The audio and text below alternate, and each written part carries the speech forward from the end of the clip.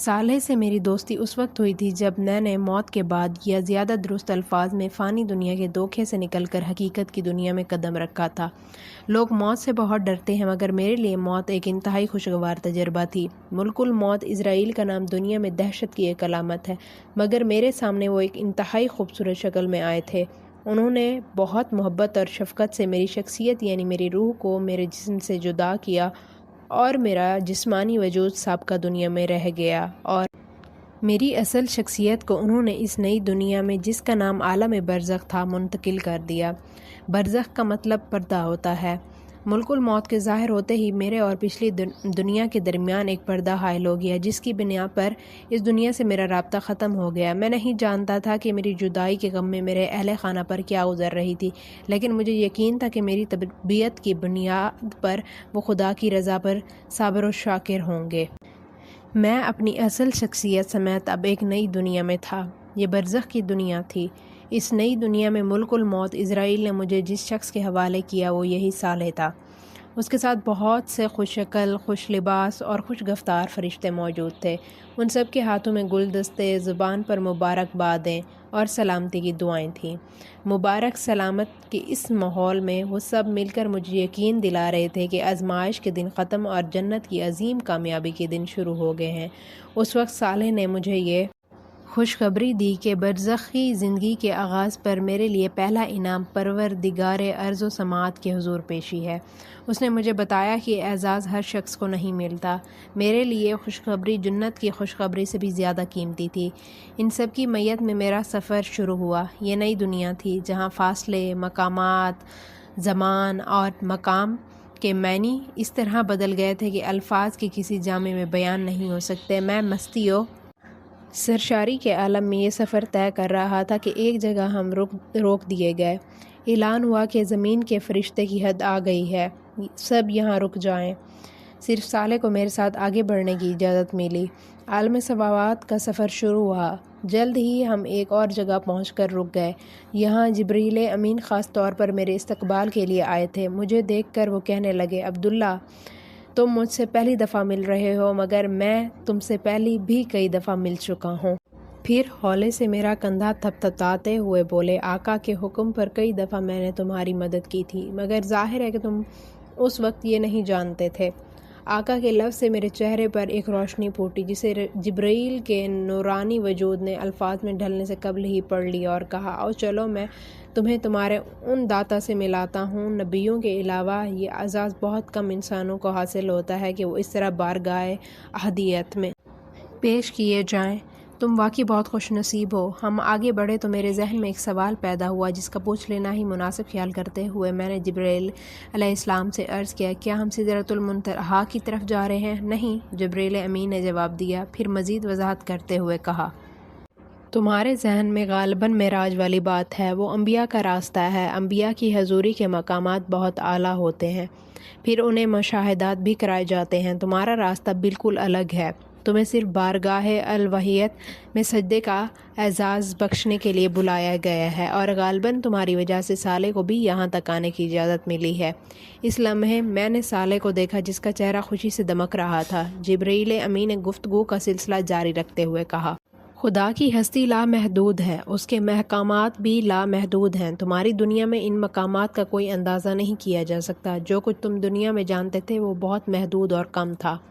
آج مرنے کے بعد تمہاری آنکھیں کھلی ہیں، اب تم وہ دنیا دیکھ رہے ہو جس کے کمالات کی کوئی حد نہیں۔ میں جو کچھ دیکھ رہا تھا وہ واقعی جبریل امین کی سچائی کا ثبوت تھا۔ میں نے دل میں سوچا تھا کہ اللہ کا شکر ہے کہ میں کفر و نافرمانی کے حال میں نہیں مرا، وگرنہ آنکھیں تو اس وقت بھی کھلتی مگر جو کچھ دیکھنے کو ملتا وہ بہت زیادہ۔ جبریل امین کی میت میں ہم مختلف مراحل طے کرتے ہوئے حاملین عرش کے قریب پہنچے۔ یہاں نور، رنگ اور روشنی کا ایک حسین اور لطیف امتزاج چھایا ہوا تھا جو بیان کی گرفت سے باہر تھا۔ حاملین کے عرش کے سر جھکے ہوئے تھے، چہرے پر خشیت کا اثر اور طمانینت کا نور پھیلا ہوا تھا۔ جبریل امین علیہ السلام نے بتایا، پروردگار کی بارگاہ کا ہر حکم انہی فرشتوں کی وساطت سے نیچے جاتا ہے اور نیچے والوں کا ہر فعل انہی کے ذریعے سے پروردگار عالم کے حضور پیش کیا جاتا ہے۔ میں قرب الہی کے اس مقام کو رشک بھری نظروں سے دیکھ رہا تھا۔ انہوں نے بھی نظر اٹھا کر مجھے دیکھا اور لمحہ بھر کے لیے ان کے چہروں پر مسکراہٹ آئی۔ میرا حوصلہ بڑھا، میں نے قدم عرش کی سمت بڑھائے۔ میرے روئیں روئیں سے اس ہستی کی حمد و ثنا بلند ہونے لگی جس سے ملنے کی خواہش میں ساری زندگی گزار دی تھی۔ پھر چلتے چلتے مجھ پر نہ جانے کیوں لرزہ طاری ہونے لگا۔ خدا سے ملنے کی شدید ترین خواہش پر اس کی عظمت کا احساس غالب آ گیا۔ اسی لمحے مجھ پر اتنا شدید رعب طاری ہوا کہ میں گھبرا کر واپس پیچھے ہٹنے لگا۔ گرچہ عرش ابھی بہت دور تھا مگر صاحب عرش کی عظمت کے احساس سے میری ہمت ٹوٹ گئی۔ مجھے لگا کہ اسی لمحے میرا وجود کرچی کرچی ہو کر فضا میں بکھر جائے گا۔ شاید یہی ہوتا مگر ایسے میں میرے کانوں میں جبریل امی کی آواز آئی، یہیں سجدے میں گر جاؤ، اس مقام سے آگے صرف انبیاء کرام جاتے ہیں۔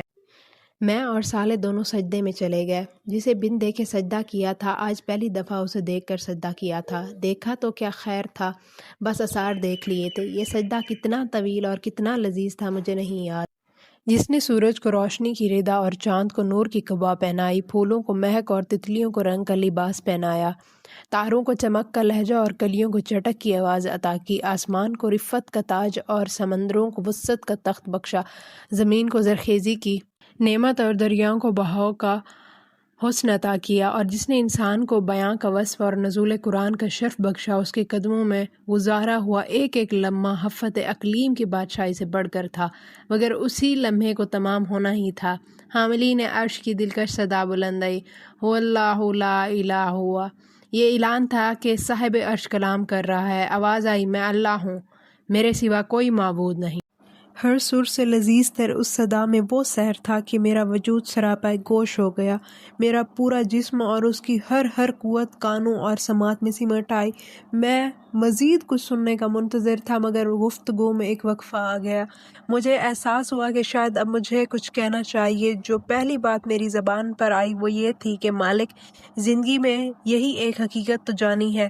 میری یہ بات میرے اپنے کان بمشکل سن سکے تھے مگر حاضر و غیب کے جاننے والے اور دلوں کے بھید پا لینے والے تک وہ پہنچ گئی تھی۔ جواب ملا، مگر یہ بات جاننے والا ہر شخص یہاں تک نہیں آتا۔ جانتے ہو عبداللہ، تم یہاں تک کیسے آ گئے؟ اس دفعہ میرے شہنشاہ کے لہجے کے جاہ و جلال میں اپنائیت کا رنگ جھلک رہا تھا۔ اس لیے کہ تمہاری زندگی کا مقصد لوگوں کو میرے بارے میں بتانا تھا، میری ملاقات سے خبردار کرنا تھا۔ تم نے میری یاد کو، میرے کام کو اپنی زندگی بنا لیا، یہ اس کا بدلہ ہے۔ آسمان و زمین کے مالک کی گفتگو اور آواز سنتے رہنا میری زندگی کی شدید ترین خواہش بن چکی تھی، مگر ایک دفعہ پھر مالک الملک اپنی بات کہنے کے بعد ٹھہر گیا۔ مجھے احساس ہوا کہ میرا رب مجھے مولنے کا موقع دے رہا ہے۔ میں نے عرض کیا، کیا میں آپ کے پاس یہاں رک سکتا ہوں؟ مجھ سے کوئی دور نہیں ہوتا، نہ میں کسی سے دور ہوتا ہوں۔ میرا ہر بندہ اور میری ہر بندی جو میری یاد میں جیے وہ میرے پاس رہتا ہے۔ اور کچھ آخری بات سے مجھے اندازہ ہوا کہ ملاقات کا وقت ختم ہو رہا ہے۔ میں نے عرض کیا، میرے لیے کیا حکم ہے؟ حکم کا وقت گزر گیا ہے، اب تو تمہیں حکمران بنانے کا وقت آ رہا ہے۔ فی الحال تم واپس جاؤ، زندگی ابھی شروع نہیں ہوئی۔ میں نے چلتے چلتے عرض کی، آپ قیامت کے دن مجھے بھولیں گے تو نہیں؟ میں نے اس دن کی وحشت اور آپ کی ناراضگی کا بہت ذکر سن رکھا ہے۔ فضا میں ایک حسین تبسم بکھر گیا، کھنکتے ہوئے لہجے میں صدا آئی، بھولنے کا عرضہ تم انسانوں کو ہوتا ہے، بادشاہوں کا بادشاہ، تمہارا مالک، تمہارا رب کچھ نہیں بولتا۔ رہا میرا غصہ تو وہ میری رحمت پر کبھی غالب نہیں آتا۔ تم نے تو زندگی بھر مجھے امید اور خوف کے ساتھ یاد رکھا، لیکن ایک لمحے کے شاہانہ توقف کے بعد ارشاد ہوا، تمہاری تسلی کے لیے میں صالح کو تمہارے ساتھ کر رہا ہوں، ہر ضرورت کے موقع پر تمہارا خیال رکھے گا۔ یہ تھی میری اور صالح کی پہلی ملاقات کی رداد اور اس کے ساتھ میرے ساتھ رہنے کی اصل وجہ۔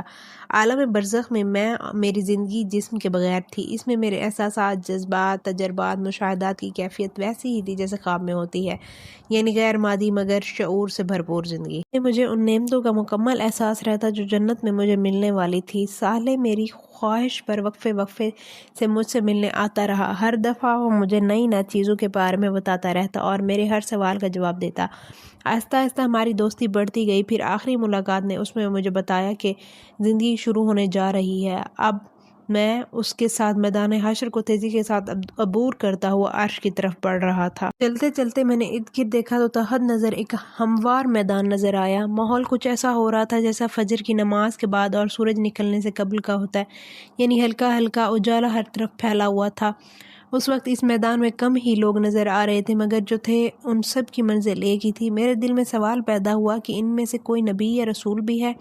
میں نے صالح کو دیکھا، اسے معلوم تھا کہ میں کیا پوچھ رہا ہوں۔ کہنے لگا، وہ سب کے سب پہلے ہی اٹھ چکے ہیں، ہم انہی کے پاس جا رہے ہیں۔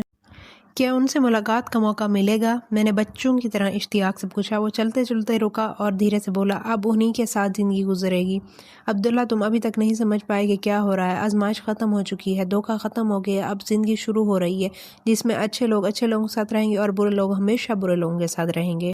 اصل میں بات یہ تھی کہ میں ابھی تک شوق سے نہیں نکل سکا تھا۔ دراصل ابھی تک نئی دنیا کا سارا تعارف عالم برزخ میں ہوا تھا۔ وہ ایک نوعیت کی روحانی دنیا تھی، مگر یہاں حشر میں سب کچھ مادی دنیا جیسا تھا۔ میرے ہاتھ پاؤں، احساسات، زمین و آسمان، ہر چیز وہی تھی جس کا میں پچھلی دنیا میں عادی تھا۔ وہاں میرا گھر تھا، گھر والے تھے، میرا محلہ، میرا علاقہ، میری قوم۔ یہ سب سوچتے سوچتے میرے ذہن میں دھماکہ ہوا۔ میں نے رک کر صالح کو دونوں ہاتھوں سے پکڑ لیا۔ میرے گھر والے کہاں ہیں؟ میرے رشتہ دار، احباب سب کہاں ہیں؟ ان کے ساتھ کیا ہوگا؟ وہ نظر کیوں نہیں آ رہے؟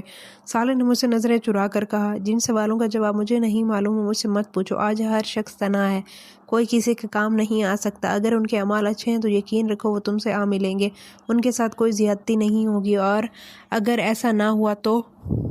صالح جملہ نامکمل چھوڑ کر خاموش ہو گیا۔ اس کی بات سن کر میرا چہرہ بھی بجھ گیا۔ اس نے میرے کندھے پر ہاتھ رکھ کر کہا، میرا حوصلہ بڑھایا اور کہا، اللہ پر بھروسہ رکھو، تم خدا کے لشکر میں لڑنے والے ایک سپاہی تھے، اس سے پہلے اٹھ گئے ہو، باقی لوگ ابھی اٹھ رہے ہیں، انشاءاللہ وہ لوگ بھی خیر کے ساتھ تم سے مل جائیں گے، ابھی تو تم آگے تو چلو۔ اس کی تسلی سے مجھے کچھ حوصلہ ہوا اور میں سبک رفتاری سے اس کے ساتھ چلنے لگا۔